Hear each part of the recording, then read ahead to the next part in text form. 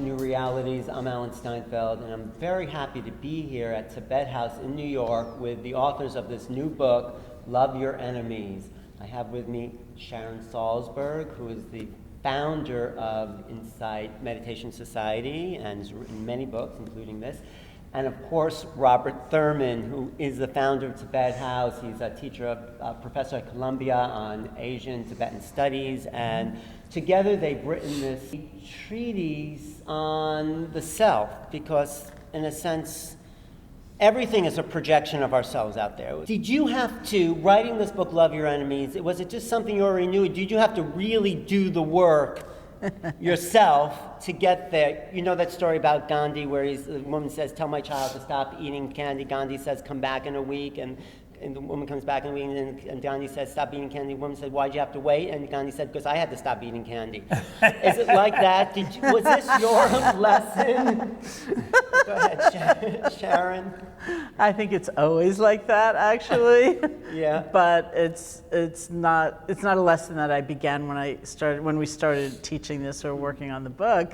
It was a lesson from way back, because enemies is such a broad concept. Yeah. It has to do with not only external enemies, but internal enemies, those forces inside that really bring us down and limit our lives and so many things. So it's been a lifetime exploration. So, well, absolutely. For you too. Oh yeah, I'm trying not to lose my temper right now. Right now?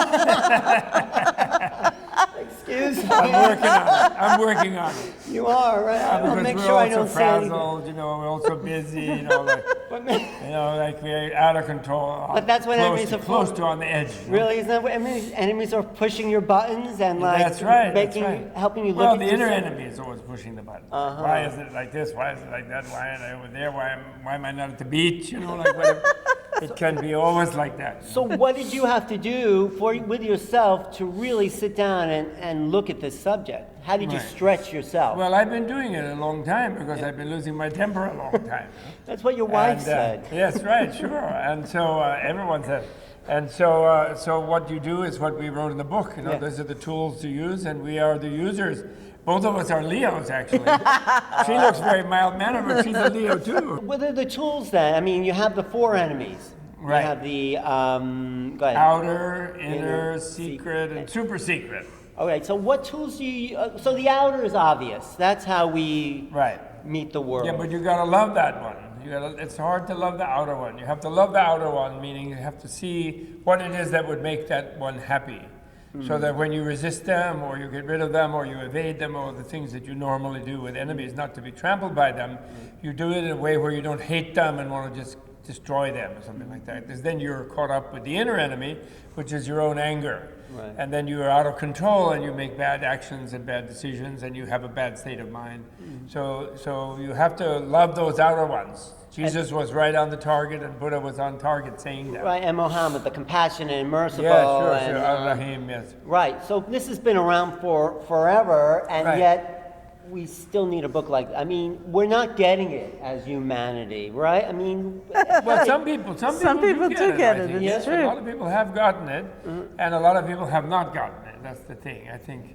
That's the problem. Well, you've both been involved in spiritual practice, and you're still working on it, right? I mean... Certainly. There's no doubt about that. But when you do the mindful meditation, and what I know about it is you're looking inward, and everything's a reflection of that mood. Well, we look inward because we can discover the inner landscape. It's not that common a thing to even know what we're feeling.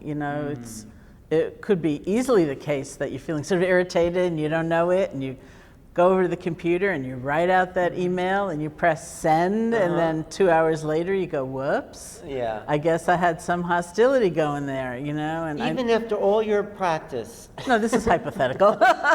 This is theoretical. It's okay to be human. Actually, well, I'm definitely human, but I think that's the point of practice, is that it's not that these feelings maybe get annihilated, but we can know them quickly.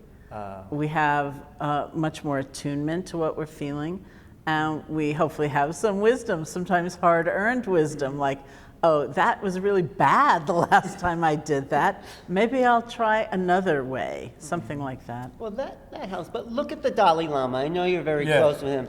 He really doesn't feel like he has. I mean, he doesn't hate anyone. He says, no, he doesn't hate anyone, and he loves his enemy. But he does say he still loses his temper. Oh, he does. Oh yes, but it's much shorter nowadays. He says, and it's gone, and he forgets about it, doesn't worry about it. So it's like and less intense. But he says like that. Yeah. But with all this spiritual practice, I mean, I would hope you get over it. I mean, it's like you stop being bothered by some lifetime we're going to be all Buddhas. We're all going to be Buddha in some lifetime. But I mean, and then we'll be fine. Do things get better? Absolutely. Right. They get vastly How? better. Partly because you see things more quickly, you can relinquish, you can let go, without so much angst, and sorrow. Oh God, what about my power? There's wisdom. Like, that's not where power lies. That's not where happiness lies. We can have strength, we can have happiness, we can have clarity, we can stand up for ourselves, we can stand up for other people without being all embroiled in the anger. I mean, Shantideva, you talk about him. Yeah, Shantideva, well, he was really very far out. And he takes you to the point in patience where when someone harms you, you actually feel sorry for them. And you don't even feel the slightest wish to react to that. Because you're really more into their situation than yours. And then you feel sorry for them because by harming you, who are actually nice and cheerful, they're harming themselves and they're cooking up a bad situation for themselves. So you even feel guilty that you were near enough to them that they will let them harm you. You actually feel that way. You don't feel the slightest revenge or defensiveness or anything.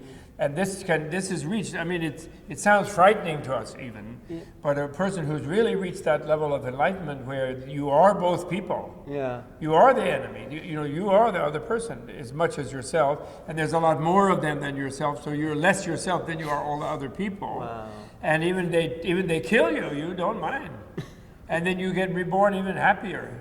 And you're confident, you understand that because you don't identify with the body of this life and with the mentality of this life.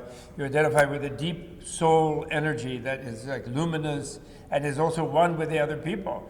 But in a way, you don't encourage them, of course, to kill you because it's very bad for them to kill you.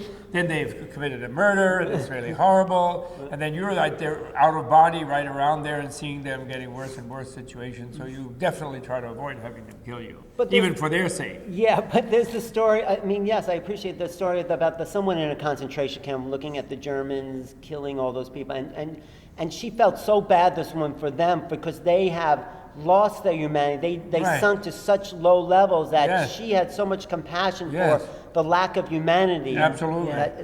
And for a Buddhist, they think that they threw these people in ovens and they have like a long oven in hell waiting for them. And the Buddhist definitely feels that. So they are creating their own situation in hell. No God is putting them there. No outside forces, but they are creating that for themselves. So you're saying their enemies will take care of themselves? They will. They will harm you. They will harm themselves. Yeah, they will. Yeah, you don't have to become an agent of revenge. In other words, you don't have to dedicate your life to getting that person. Because someone's going to get them eventually. Their life will unfold. That it's like that. Vengeance is mine, saith the Lord. Vengeance is mine, saith the Lord. Saith the Lord. So we don't have to do it ourselves. So what you talk about anger, you talk about self-loathing. That's the super secret enemy. Yeah. The self-loathing is the super people secret. Thinking they don't really deserve to be happy. That's how does that enemy? Where does that come from? Why do we have that? It's a little bit our culture. It's a little bit. It's our paranoid feeling about life. That somehow we're unworthy. Like our religion tells us that. A lot of Buddhism even can tell people that, wrongly taught, that there's something wrong with them. But in the meditation, in your mindful, is there a self that exists that we need to self-loathe or even defend? I mean, don't you disappear in that? Not exactly. I mean, the normal concept of the self disappears. The ordinary way we might hold ourselves to be separate, in control, individuated in a way. I mean, we're individuated, of course, but individuated in a way that's independent of anyone else. I mean, I think sometimes we use the example, like let's say you look at a tree. There's one level of reality, which is true, where it's just this tree in front of you. There's another way of looking at the tree and sensing the soil it's growing out of and everything that affects that soil and the quality of the rain that's falling upon it, everything that affects the rain and the sunlight and the moonlight. And you see the tree and it's like part of this vast network of relationship, and so are we. So that's the vision that is different when we have that understanding. And yet we live in a world where separateness is taught, unless you're practicing a Right. Buddhist-type meditation. And Right. how does then Buddhism, particularly Tibetan Buddhism, help you gain power over yourself? Well, that what way? you do is you liberate your relative self from the false absolute self that you are wired to think you have but don't. The part And of you which- that gets angry, you mean? Yeah, even the relative self gets angry. I mean, there is no non-relative self. But when you think there's a non-relative self, then the anger seems to be absolute too, or the obsession, or any other emotion, or the depression. And you get closed off in an absolute state of self-disgust and self-destruction. So it's like there is a relative self that is kind of like a constant work in progress, and you release that from being trapped in the prison of being just absolute yourself that never changes, and it has to be just this way and that way.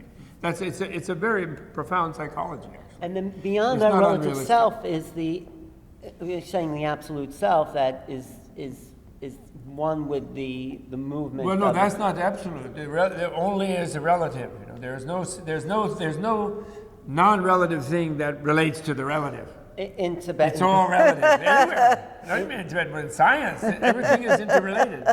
Relativity, right? Einstein mentioned it, right? Right. So He noticed it. So there's always a relative self, you're saying? Yeah, sure. There is Buddha a is a relative relative self, Buddha. but there's no concrete, solid, separate entity that is absolute that we can call ourselves. There isn't. That, No, but we tend to think there is, or we're trained to think there is. And so we hold on to it, and it's like living at variance with reality, so we're always going to suffer. Right. It's like nothing. Like nothing is actually nothing, right? nothing is nothing. So it's not there. Okay. But people get into, I'm so scared of nothing. Oh, I don't want to be nothing. They go on like that, like it was like a big hole or something. But nothing doesn't exist. But do we exist eternally as Huh? a soul essence? In a continuum, Yeah. constant changing, the whole everything is beginningless and endless, yes. So there's nothing to